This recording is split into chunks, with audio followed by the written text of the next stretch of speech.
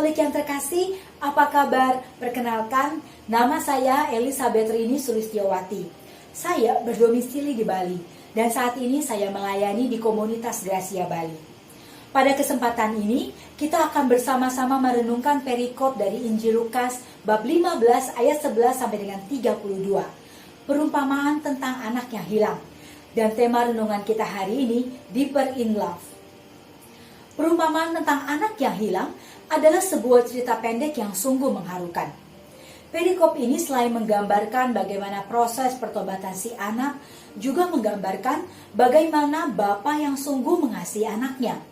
Bagaimana hati Bapa yang begitu tulus menerima kembali anak yang dikasihinya. Permintaan dan perbuatan yang dilakukan anak bungsu kepada bapaknya adalah sebuah kekejaman tanpa perasaan.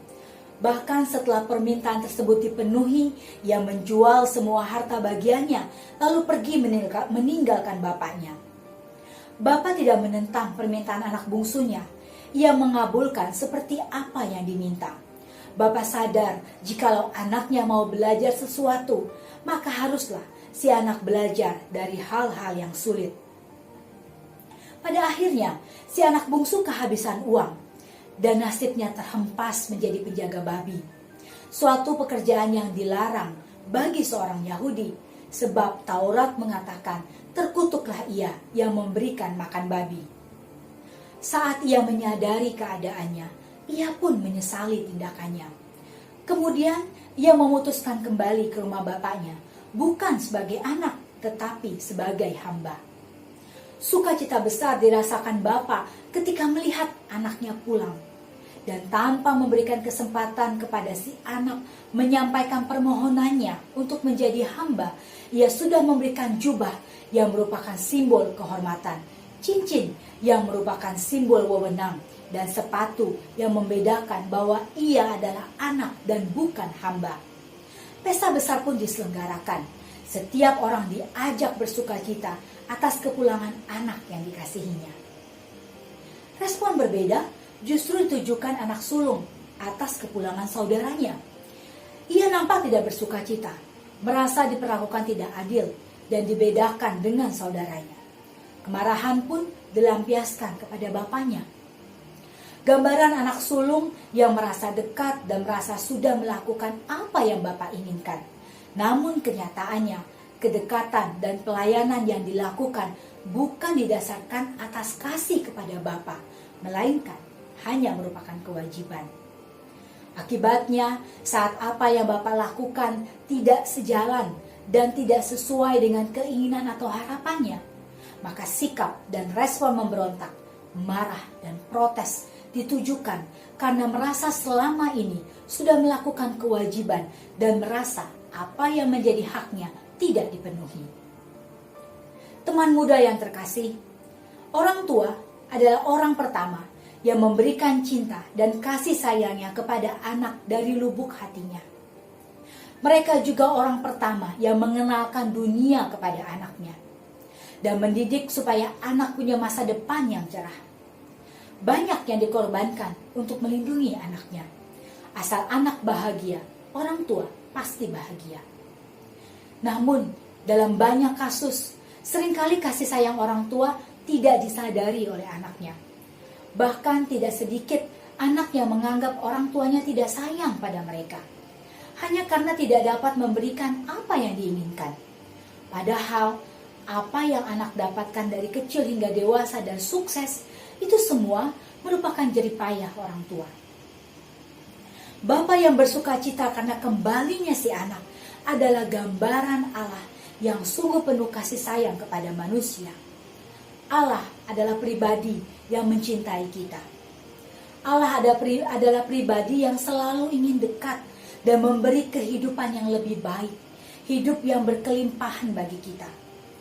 Hati Allah yang maha pengasih dan maha pengampun tergambar dengan jelas dalam perumpamaan tersebut. Kasih Allah yang begitu besar kepada manusia, kenyataannya tidak berbalas dengan hal yang sama. Kehendak bebas yang diberikan Allah kepada manusia membuat manusia kebablasan sehingga manusia jatuh di dalam dosa.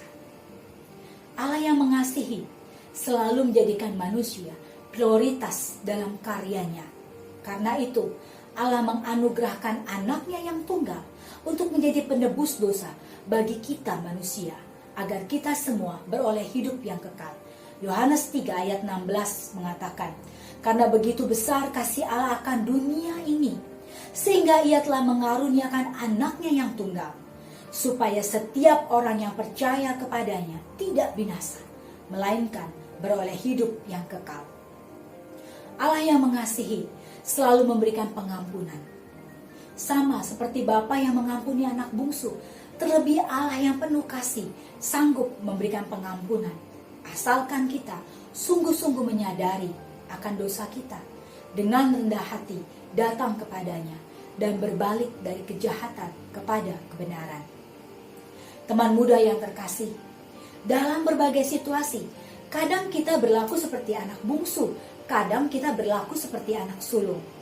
Yang perlu kita lakukan adalah menyadari kesalahan tersebut dan berbalik kepada Allah yang mengasihi. Allah yang penyayang, panjang sabar, berlimpah kebaikan, serta kaya dalam pengampunan. Allah yang mengasihi, menjadikan kita anak-anaknya.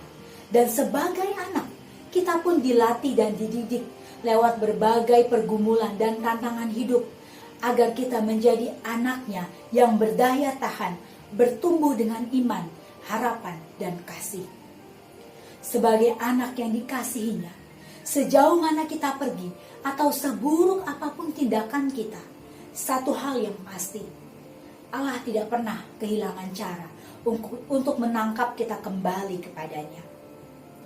Segala sesuatu yang baik adalah dari Dia, dan oleh Dia, dan kepada Dia. Kita akan gagal merasakan kasih Allah jika kita berpikir bahwa berkat-berkat dan segala hal yang baik yang kita peroleh selama ini merupakan upah dari perbuatan-perbuatan baik dan jerih payah kita sendiri. Teman muda yang terkasih, perikop ini memuat pesan yang sungguh indah, bahwa kita mempunyai Allah yang mengasihi, dan kita semakin mengenal serta menyadari bahwa Allah mengasihi manusia bukan seujung kuku, tetapi lebih dalam dan teramat dalam, bahkan tidak terukur kasih setianya. Selain itu, perikop ini juga mengajarkan kepada kita untuk tidak jemu-jemu berbuat kasih kepada sesama, karena Allah lebih dahulu mengasihi kita, dan kita telah menerima kasih-Nya. Mengasihi Allah dengan segenap hati, dan dengan segenap jiwa, dan dengan segenap akal budi. Karena itulah hukum yang terutama dan yang pertama. Dan hukum yang kedua ialah kasihilah sesamamu manusia seperti dirimu sendiri. Seperti Allah yang telah lebih dahulu mengasihi kita, kita pun dituntut untuk mengasihi sesama dalam hidup kita sehari-hari. Lewat setiap perkataan dan perbuatan kasih yang kita lakukan, kita sudah menjalankan hukum cinta kasih. Dan sekecil apapun tindakan kasih yang dilakukan, pasti berdampak untuk mendatangkan sukacita, memulihkan hati, mendatangkan pengampunan dan penghiburan bagi orang lain. Marilah kita berdoa. Di dalam nama Bapa dan Putra dan Roh Kudus. Amin. Allah Bapa kami yang penuh kasih, terima kasih untuk firman yang kami boleh dengar pada hari ini. Terima kasih untuk kasih yang begitu besar yang Engkau curahkan bagi kami. Bimbing kami dengan Roh Kudus-Mu sehingga kami mampu mengasihi sesama kami. Demikianlah doa kami ini Tuhan, dan kami panjatkan doa ini dengan penuh iman, harapan, dan kasih dengan perantaraan Tuhan kami Yesus Kristus, Allah penebus dan juru selamat kami. Amin. Nama Bapa dan Putra dan Roh Kudus. Amin. Tuhan Yesus memberkati.